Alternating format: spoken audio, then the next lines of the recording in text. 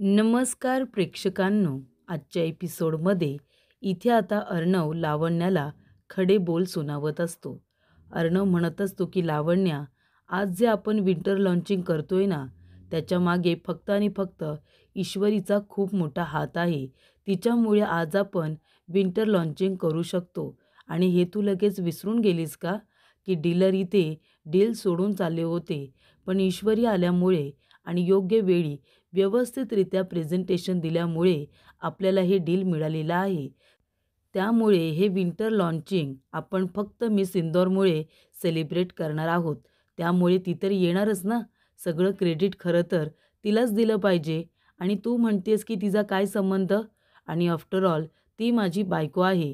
आणि मग मी जर इथे इनॉग्रेशनला येणार असेल तर बायको म्हणून मिस इंदोर माझ्याबरोबर असणारच ना इनॉग्रेशनसाठी.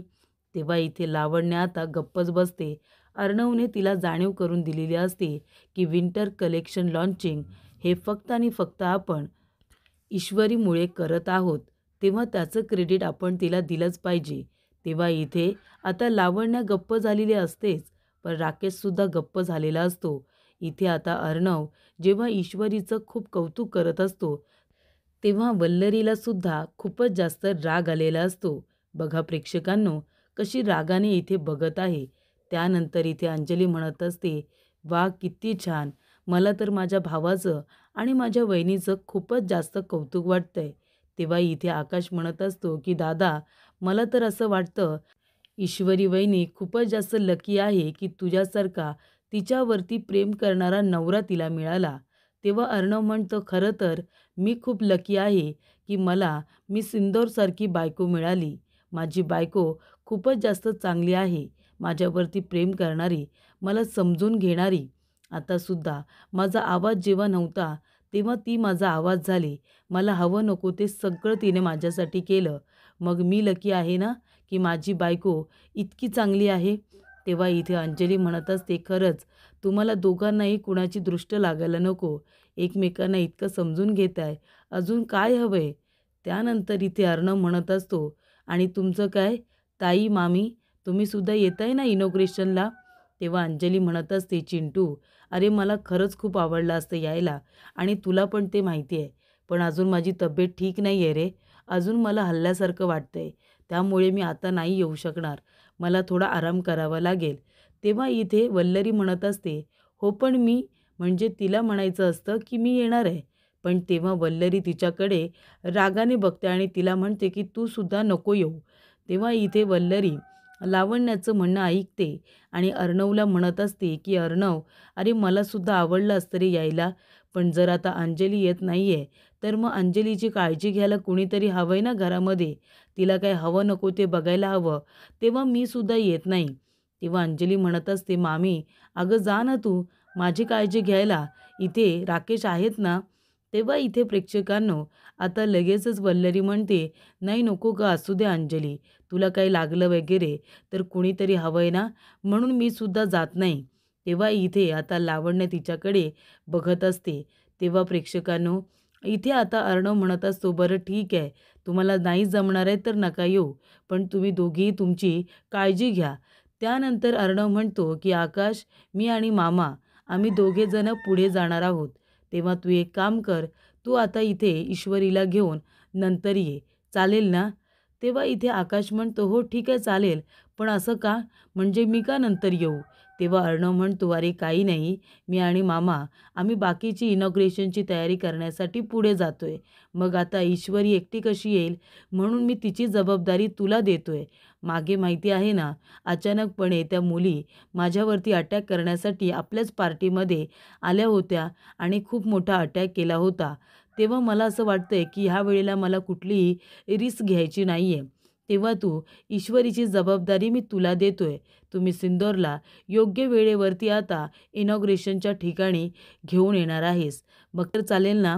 तेव्हा इथे मामा म्हणतात, अरे आकाश, अर्णव पुढे जाणार आहे ना, तेव्हा ईश्वरीची जबाबदारी त्याने तुला दिली. आता तू व्यवस्थितरित्या जबाबदारी पार पाडतोस हे त्याला पण माहिती आहे ना.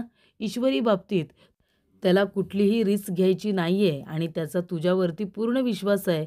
त्यामुळे आता तो जर कामानिमित्त पुढे चालला आहे तर तू मागून गेलास तर ईश्वरीला बरोबर घेऊन जा आणि तू असलास की त्याला कसलंही टेन्शन नाही आहे म्हणून. बरं योग्य वेळेवरती येशील ना? तेव्हा आकाश म्हणतो, हो बाबा मी योग्य वेळेवरतीच येईन. त्यानंतर प्रेक्षकांनो, इथे आता वल्लरी भयंकर चिडलेली असते. ती म्हणते, काय गं लावण्या, काय झालं? इनॉग्रेशनसाठी मला यायचं होतं ना, तर तुम्ही येऊ नका असं का मला खुणावलंस? तेव्हा इथे लावण्य म्हणत असते की मामी, अहो तुमच्याकडे एक काम आहे म्हणून तर तुम्हाला येऊ नका म्हणाले ना, कारण इथे राहून तुम्हाला खूप मोठं जबाबदारीचं काम करायचं आहे. तेव्हा इथे आता वल्लरी म्हणत असते, का म्हणून? आता सगळेजण तिथे इनॉग्रेशनच्या ठिकाणी असतील, मग तू मला इथे थांबायला का सांगतेस? ते मला कळेल का? तेव्हा इथे वल्लरी म्हणत असते की मामी, मी सांगते ना तुम्हाला आता काय करायचं आहे ते.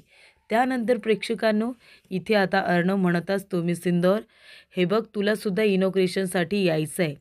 तू आल्याशिवाय इनॉग्रेशन सुरू होणार नाही आहे, कळलं तुला? बाकीची तयारी करण्यासाठी मी आणि मामा आम्ही दोघेजणं आता त्या ठिकाणी चाललो आहे. पण तुला आकाशबरोबर योग्य वेळेवरती पोचायचं आहे. हे बघ आकाशला मी इथे तुझ्यासाठी थांबायला सांगितलं आहे. तुला 1 मिनिटसुद्धा खरं तर नजरेआड करू द्यायचं नव्हतं.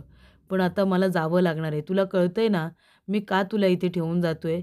जाणं खूप महत्त्वाचं आहे म्हणून. नाहीतर मी तुला माझ्याबरोबरच घेऊन गेलो असतो. तेव्हा इथे ईश्वरी म्हणते, सर मला कळतंय. हे बघा इनॉग्रेशनसाठी तुमचं लवकर जाणं किती महत्त्वाचं आहे ते मला कळतंय. तुम्ही अजिबात माझी काळजी करू नका. तेव्हा अर्णव म्हणतो, तू स्वतःची काळजी घेणार आहेस आणि हे बघ आकाश आहेच तुझ्याबरोबर आणि मामी आणि ताईसुद्धा आहे. मी तर म्हणतो तू एकटी कुठेही थांबू नकोस. तू एकतर ताईजवळ थांब किंवा आकाशजवळ थांब किंवा मामीजवळ. ठीक आहे ना? तू त्यांच्या आजूबाजूलाच थांब. एकटी जास्त थांबू नकोस घरामध्ये. आणि महत्त्वाची गोष्ट म्हणजे राकेश तुला त्रास देण्याचा प्रयत्न करेल. तू अजिबात घाबरायचं नाही. कारण जर तू घाबरलीस तर तो तुला अजून घाबरवत राहील. आणि आहे ना, रूममध्ये तयार होत असताना व्यवस्थित रूम लॉक करून घ्यायचा आणि योग्य वेळेवरती तुला इनॉग्रेशनला पोचायचं आहे. जोपर्यंत तू येणार नाही तोपर्यंत इनॉग्रेशन होणार नाही आहे. तेव्हा ईश्वरी म्हणते, सर तुम्ही अजिबात माझी काळजी करू नका. मी योग्य वेळेवरती तिथे येईन. अर्णव म्हणतो, आकाशला माहीत नाही आहे मी त्याला इथे का थांबायला सांगतो आहे. पण तुला तर माहिती आहे ना मी त्याला इथे तुझ्यासाठी का थांबायला सांगितलं आहे ते? तुझ्याबरोबर कुणीतरी असावं म्हणून. तेव्हा इथे ईश्वरी म्हणते, हो सर मला माहिती आहे तुम्ही माझी किती काळजी करताय. तुम्ही अजिबात काळजी करू नका. मी स्वतःची काळजी घेईन आणि योग्य वेळेवरती येईन. त्यानंतर इथे वल्लरी म्हणत असते, लावण्या सांग ना मला काय करायचं आहे? तेव्हा लावण्या म्हणते, मामी आज इथे ARला त्या मिस इंदौरबरोबर इथे इनॉग्रेशन करायचं आहे ना, पण तुम्ही तिला इथे ऑफिसमध्ये येऊच द्यायचं नाही. काही झालं तरीसुद्धा ती ईश्वरी आणि AR दोघेजण एकत्र इनॉग्रेशन करू शकणार नाही. आता ही जबाबदारी तुमची आहे. तेव्हा वल्लरी म्हणते, ठीक आहे. ती ईश्वरी इनॉग्रेशनच्या ठिकाणी पोचणार नाही याची व्यवस्था मी करेन. त्यानंतर प्रेक्षकांनो, इथे आता अर्णव तयार झालेला असतो. मामा म्हणतात, अरे वा छान दिसतोयस तू. तेव्हा इथे आता मामा म्हणत असतात, आकाश योग्य वेळेवरती ईश्वरीला घेऊन ये हां. तेव्हा इथे अर्णव म्हणत असतो, आणि हे बघ तू तिची व्यवस्थित काळजी घ्यायची आहेस. 1 मिनिटसुद्धा तिला नजरेआड होऊ देऊ नकोस. तेव्हा आकाश म्हणतो, दादा तू नको काळजी करू, मी तिला व्यवस्थितरित्या घेऊन येतो. तेव्हा इथे आता राकेश म्हणत असतो, अरे हे काय बघतोय मी, म्हणजे इथे मामा भाच्याची जोडी आधीच निघून गेले आणि माझी इंदोरी जिलेबी घरीच आहे का? म्हणजे मला आता आज संधीच मिळालेली आहे. इथे आता राकेश म्हणत असतो की माझी इंदोरी जिलेबी आज घरामध्ये एकटीच असणार आहे. म्हणजे यांनी तर मला गोल्डन संधीच दिलेली दिसते. आज मला जे हवं आहे ते मी मिळवणारच. पण इथे काय दिसते माझी इंदोरी जिलेबी, खूपच सुंदर असं इथे आता राकेश म्हणत असतो. तेवढ्यातच आकाशला एक फोन येतो. तो म्हणतो की ईश्वरी माझा फोन आला आहे, मी जरा फोन घेतो हां. तेव्हा तो फोनवरती बोलत असताना तेवढ्यातच आता ईश्वरी आपल्या रूममध्ये जायला निघालेली असते. तेव्हा इथे राकेश मागून येतो आणि म्हणतो, काय ईश्वरीजी? तेव्हा इथे ईश्वरी आता उभी राहते. राकेश आता तिच्याजवळ बोलायला येतो आणि म्हणत असतो, काय ईश्वरीजी काय दिसताय हो तुम्ही? आणि आज काय मामा भाच्याची जोडी पुढे निघून गेली आहे का? मला सुवर्ण संधी देण्याचा विचार आहे की काय त्यांचा? पण मला खूप आवडलं आहे. आजचा मला अर्णवचा निर्णय खूप आवडला. आज तुम्ही घरी एकट्याच आहात, म्हणजे आज सगळं काही माझ्या मनासारखं होणार आहे, नाही का? तेव्हा इथे ईश्वरी म्हणत असते, तोंड सांभाळून बोलायचा. तेव्हा राकेश म्हणतो, काय सुंदर दिसते माझी इंदोरी जिलेबी. तेव्हा इथे ईश्वरी म्हणते, ए तोंड सांभाळून बोल सांगितलं ना. तेव्हा राकेश म्हणतो, जानू. जानू आहेस का माझी? तेव्हा ईश्वरी म्हणते, माझं नाव मिसेस ईश्वरी अर्णव राजेश शिर्के. कळलं तुला? त्या नावाने आवाज दे. तेव्हा इथे राकेश म्हणतो, गप्प बस, गप्प बस तू. मी का तुला त्या नावाने आवाज देऊ? तू काय ते अर्णवची बायको आहेस? अजिबात नाही. बायको तर तू माझीच आहेस. जर तू अर्णवमध्ये आला नसता तर आपलंच लग्न झालं असतं ना. आणि काय ईश्वरीजी, का तुम्ही माझ्यापासून दूर पळता हो? मी तुमच्यासाठी इतके प्रयत्न करतो, तुम्हाला इम्प्रेस करण्यासाठी काय काय करतो, पण तरीसुद्धा तुमचं माझ्याकडे अजिबात लक्ष नाही आहे. असं का बरं करता तुम्ही ईश्वरीजी? हे बघा, आता अर्णवसुद्धा इथे नाही आहे, त्यामुळे काय हरकत आहे, गोष्टी माझ्या मनासारख्या होऊ दे, म्हणजे मी सुद्धा तुम्हाला जरा त्रास देणं बंद करेन ना. तेव्हा ईश्वरी म्हणते, ए लांब राहायचं माझ्यापासून, लांब राहायचं. तुझा हा घाणेरडा हात आहे ना, तो माझ्यापासून दूर ठेवायचा. नाहीतर आरडाओरडा करेन ना, सगळ्यांना इथे जमा करेन. कळलं का? हे बघा, अर्णव सर आणि मामा इथे नाही आहेत. बाकीचे सगळे तर घरामध्येच आहेत ना. करू आरडाओरडा, बोलू सगळ्यांना इथे. तेव्हा इथे अंजलीताईंनाच आवाज देते. तेव्हा राकेश म्हणतो, काय? त्या मूर्ख अंजलीला कधीच मी इथे औषध दिलं गुंगीचं आणि तिला झोपायला सांगितलं. आणि बाकी आता प्रश्न राहिला मामीचा. ती तुझ्यावरती किती प्रेम करते हे तुला पण माहिती आहे ना. तू आरडाओरडा केलास तरी मामी इथे येणार नाही, कळलं ना तुझ्या मदतीला. आणि तो बिचारा आकाश, त्याला आता मी इथे अंजलीच्या गोळ्या आणायला पाठवू शकतो. लहान आहे ना बिचारा, लगेच ऐकतो सगळं. आत्ता जाईल तो अंजलीच्या गोळ्या आणायला. बघायचं आहे तुला. मग जास्त आरडाओरडा नको करूस, कळलं का? तेव्हा इथे आता त्या ठिकाणी आकाश आलेला असतो. आकाश म्हणतो, जीजू. तेव्हा इथे राकेश आता विषय बदलतो आणि म्हणतो, असं का करताय तुम्ही ईश्वरीजी? हे बघा, मी बनवतोय ना अंजलीसाठी सूप, तुम्ही नका कष्ट घेऊ. मी अंजलीसाठी स्वतःच्या हाताने सूप बनवणार आहे. तेव्हा इथे आकाश म्हणतो, काय? खरंच जीजू, तुम्ही ताईसाठी सूप बनवणार आहात? तेव्हा इथे राकेश म्हणत असतो, मग काय रे आकाश? अरे बाबा, बायकोवरचं प्रेम आहे हे, माझ्या बायकोवरचं प्रेम. मी नाही तिची काळजी घेणार तर कोण घेणार सांग बरं तू?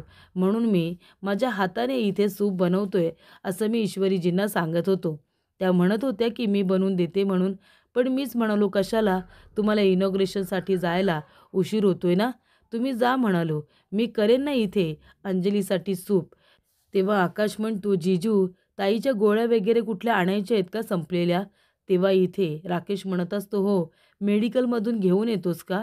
तेव्हा इथे आकाश म्हणतो, मेडिकलमध्ये जायची गरज नाही. मेडिकल आपल्या ओळखीचं आहे ना. मी तिथल्या त्या मुलाला फोन करतो आणि गोळ्या घरी मागून घेतो. तुम्ही फक्त सांगा कुठल्या कुठल्या मेडिसिन मागवायच्या आहेत त्या.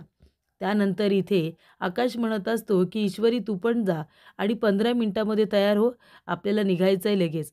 तेव्हा इथे ईश्वरी म्हणते, हो मी जाते. आणि ईश्वरी लगेचच आपल्या रूममध्ये निघून जाते. तर प्रेक्षकांनो, इथे आता वल्लरीने ठरवलेलं असतं की ईश्वरीला जाऊ द्यायचं नाही इनॉग्रेशनसाठी. इनॉग्रेशन हे लावण्या आणि त्याचबरोबर अर्णव दोघेजणं मिळून करणार. म्हणून ती सविताला म्हणत असते की कुठली कुठली कामं बाकी आहेत ते सांग. म्हणजे जी कामं बाकी असतील ती आता इथे मामीला करून घ्यायची असतात ईश्वरीकडून. म्हणून वल्लरी विचारत असते.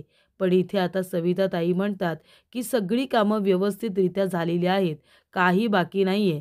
फक्त अंजलीताईंना काय हवं नको ते मला बघावं लागेल, त्यासाठी मी थांबली. बाकी स्वयंपाक वगैरे घरातली सगळी कामं झालेली आहेत. तेव्हा इथे मामी म्हणते, झाले का सगळं? तू सुद्धा सगळी कामं करून ठेवत जा. बरं ठीक आहे, जा तू आता. तेव्हा इथे वल्लरी म्हणते, काहीही झालं तरीसुद्धा ती ईश्वरी आज इथे इनॉग्रेशनसाठी जाता कामा नये. ते फक्त आणि फक्त अर्णव आणि लावण्या दोघेजणं मिळूनच इनॉग्रेशन करणार, असं इकडे आता वल्लरी म्हणत असते. त्यानंतर प्रेक्षकांनो, इथे आता राकेश आलेला असतो. राकेश म्हणतो, मामी येऊ का? थोडं बोलायचं आहे. तेव्हा इथे आता वल्लरी म्हणत असते, जावई बापू तुम्ही या ना, या. काय बोलायचं आहे तुम्हाला? तेव्हा इथे राकेश म्हणत असतो, मामी आत्ताच मी तुमचं बोलणं ऐकलं. ईश्वरीजींना इनॉग्रेशनसाठी तुम्हाला येऊ द्यायचं नाही आहे, बरोबर ना? कारण ती जबाबदारी तुम्हाला लावण्याला द्यायची आहे आणि तुम्ही जो विचार केला आहेत ना, एकदम परफेक्ट विचार आहे. खरं तर असंच झालं पाहिजे. बिचारी लावण्य तर खूपच जास्त तिथे काम करत असते. पण अर्णव तर फक्त आणि फक्त क्रेडिट कुणाला देतोय, तर त्या ईश्वरीला देतोय. लावण्याची सुद्धा त्याने काही किंमतच ठेवलेली नाही आहे. आणि मामी तुम्ही मला सांगा, या अर्णवचं फक्त काय चाललंय? माझी इथे मिस इंदौर, मिस इंदौर सगळीकडे फक्त तो ईश्वरीजींना क्रेडिट देत असतो आणि घेऊन जात असतो. आता तुम्ही मला सांगा, ऑफिसमध्ये आपला आकाश काही कमी काम करतो का? नाही सांगा ना, आपला आकाश दिवस-रात्र मेहनत घेत असतो. आता इथे सगळी तयारी तर त्यालाच करावी लागते ना. पण इथे आता अर्णव बॉस असल्यामुळे सगळे डिसिजन हा तोच घेत असतो. पण इथे आपल्या आकाशचा विचार केला पाहिजे की नाही त्याने. आता इथे इनॉग्रेशनची सगळी तयारी आकाशनेच केली होती ना. पण इथे आता इनॉग्रेशनला आणि इनॉग्रेशन कुणाच्या हस्ते करणार आहे तो? तर ईश्वरीजींच्या हस्ते करणार आहे. आणि आपल्या आकाशला का तो महत्त्व देत नाही आहे? आता इनॉग्रेशनसाठी तो आणि मामा दोघेजणं पुढे गेलेत आणि बिचाऱ्या आकाशला मागून यायला सांगितले. असं का? मग आपल्या आकाशला सुद्धा बरोबरीचा अधिकार मिळायला हवा की नको सांगा बरं मामी तुम्ही. आपल्या आकाशला त्याच्या मेहनतीचं फळ हे मिळायलाच हवे ना. फक्त इथे अर्णव मालक आहे म्हणून काय सगळ्या गोष्टी फक्त त्याच्या मनाप्रमाणे होणार का? आपल्या इथे आकाशला त्याचा हक्क अधिकार आपणच मिळवून द्यायला हवा. नाहीतर त्याची काळजी अर्णवने तर घेतलीच पाहिजे. जे काही आकाशसाठी आहे ते त्याला मिळालंच पाहिजे असं मला वाटतं. तेव्हा मामी म्हणते, "हो ना, मला ते सगळं कळतं हो, पण इथे या आकाशला आणि ह्यांना कुठे ते कळतंय? त्यांचा आपला इथे नेहमी त्या अर्णवचा उदयच ते लोकं करत असतात. ही गोष्ट त्यांनासुद्धा कळली पाहिजे ना." त्यांना वाटतं की अर्णव खूप चांगला आहे, त्याला डोक्यावरती घेऊन मिरवत असतात. पण आता मी आहे ना, मी माझ्या आकाशला त्याचा हक्क आणि अधिकार मिळवून देणारच.